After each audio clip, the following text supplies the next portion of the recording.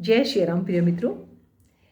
जैसा कि हम सभी जान रहे हैं कि 144 साल के बाद ऐसा शुभ अवसर आया है, महाकुंभ, जिसमें बच्चे बूढ़े जवान हर कोई चाह रहा है कि हम जा कर के जो है महाकुंभ में संगम पर डुबकी लगाएं। और अपने देश की बात तो छोड़ दीजिए, विदेशों से भी लोग आकर के महाकुंभ में डुबकी लगा रहे हैं। लेकिन हमारे कुछ मित्र ऐसे भी हैं जो इस शुभ अवसर का लाभ नहीं उठा पा रहे हैं। उनकी कुछ शारीरिक मजबूरियां भी हैं, किसी की आर्थिक मजबूरियां भी हैं और वे दुखी हो रहे हैं। लेकिन हमें ये नहीं भूलना चाहिए कि उस आनंद का अनुभव तो हम घर बैठे भी कर सकते हैं। कोई ज़रूरी नहीं कि हम प्रयागराज जा कर के महाकुंभ में डुबकी लगाएं और तब उस आनंद का अनुभव करें। इस संबंध में आपको एक सच्ची घटना मैं सुनाने जा रही हूँ, जो हमारे उत्तराखंड की है, पहाड़ की।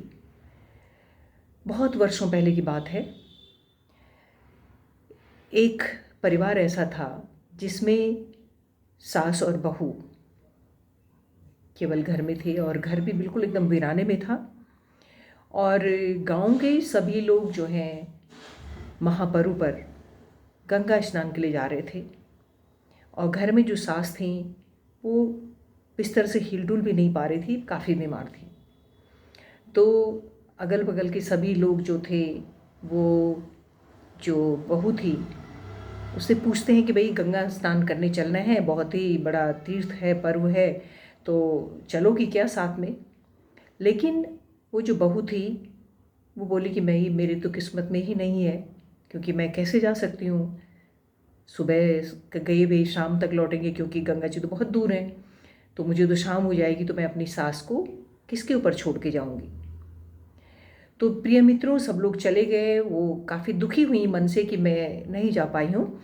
और तब वो जो बहू थी उन्होंने क्या किया, क्योंकि पुराने समय की बात है, बहुत वर्षों पहले की, तब जो है घरों में स्नान गृह भी नहीं हुआ करते थे।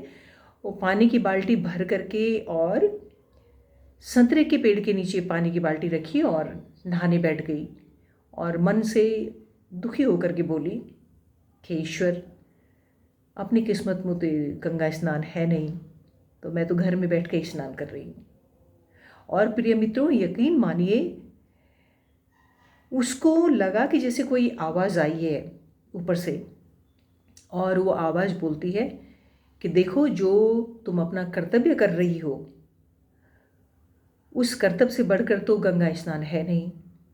और देखो, यदि तुम गंगा स्नान के लिए जाती तो पानी तो घर में भी तुम्हें मिल रहा है और वहाँ पे भी मिलना था। केवल कमी क्या रह जाती? बालू की, रेत की। तो चलो, मैं तुम्हारे पानी में रेत डाल देती हूँ। और प्रिय मित्रों, यकीन मानिए, वो रेत ऊपर से लगा कि जैसे किसी ने 2 मुट्ठी रेत की और उसकी बाल्टी में गिराई हूँ। और समझिए, उसकी तो खुशी का, उसके आनंद का तो ठिकाना ही नहीं था। उसको लगा कि गंगा स्नान करने में जाती तो ये परमानंद तो मुझे वहाँ नहीं मिलना था, साक्षात माता के दर्शन तो मुझे नहीं होने थे, कि माता ने स्वयं जो है, गंगा माता ने जो है मेरी बाल्टी में जो है बालू ला करके डाल दिया है। और स्नान करने के बाद उस बालू को जो है, वो जो बहू थी उसने उस बालू को सहेज कर अपने पूजा स्थल में रखा। और जो भी लोग आए उससे मिलने के लिए, सबको बिल्कुल इतनी आंतरिक अनुभूति से उसने दर्शन करवाए सबको, कि देखो मुझे आज क्या प्राप्त हुआ है। तो सच बात यही है मित्रों, कि हमारा जो कर्तव्य है, हम उस कर्तव्य को निभाते हुए कोई भी काम करें और दिल से जुड़े। जो हम वहाँ जा कर के डुबकी लगा के आते हैं, यदि हम दिल से नहीं जुड़ पाए तो वहाँ डुबकी लगाने से भी हमें बहुत ज़्यादा आनंद प्राप्त होने वाला नहीं है, या हमें लगता है कि हमारे सारे पाप धुल जाएंगे। तो ऐसी बात नहीं है। सच बात यही है कि हम